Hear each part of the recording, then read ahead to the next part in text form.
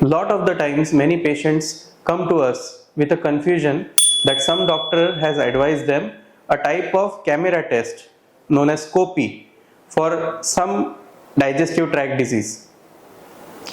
Now, what types of scopies are present and why the confusion is there?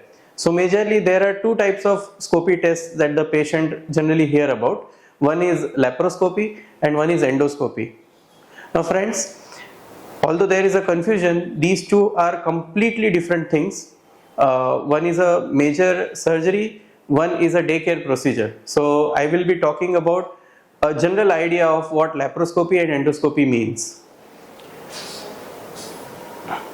So first of all, we will come to laparoscopy. Laparoscopy is a surgery.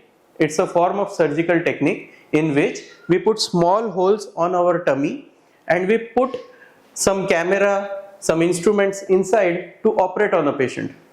After inflating gas in the abdomen, the gas causes the abdomen to lift up, the wall to lift up. We have some working space. We can visualize all the organs like the intestines, the kidneys, liver, pancreas, gallbladder, and we can remove some tumor or we can operate on some bad part which is a diseased area, and we can do all sorts of cleaning procedures.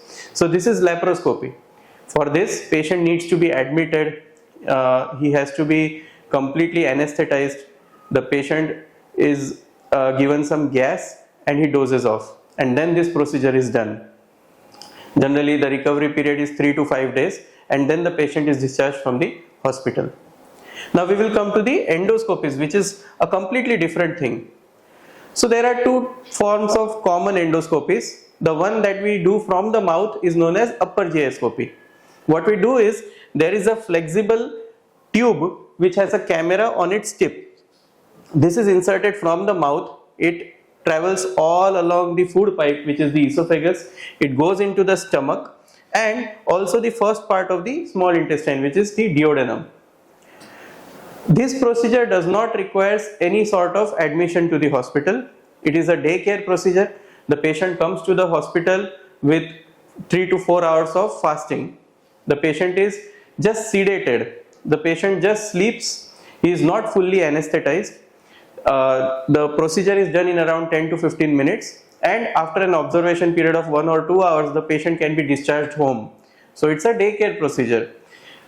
It is mainly a diagnostic procedure. We can visualize all forms of ulcers, tumors, polyps inside, and if the small intervention is required, like to stop some form of bleeding from some ulcer or to remove some polyp or a small tumor, this can be done from the endoscopy. But any major procedure is not possible by endoscopy, first, and secondly, this only shows the inner wall of the tube in which we are passing the tube in. So we can see the inner wall of the esophagus or the stomach or the small intestine, but externally we cannot visualize any other organs. Similarly, the other test that we know of is colonoscopy. Now again a similar type of tube is passed from the anal canal, the place where we pass stools from, and it goes upward all along the large intestine. It comes to the junction of the small and large intestine, and some small part of the small intestine, the end of the small intestine, can also be visualized. Again, it is similar to upper GI. We can only see the inner wall. We cannot visualize any other abdominal organ which is present externally. Any small sort of procedure like removal of some polyp or tumor, or repair of some small defect, or stopping some small bleeder, that can be done from endoscopy, but not any major procedure. Again, for this, patient does not need to be admitted to the hospital.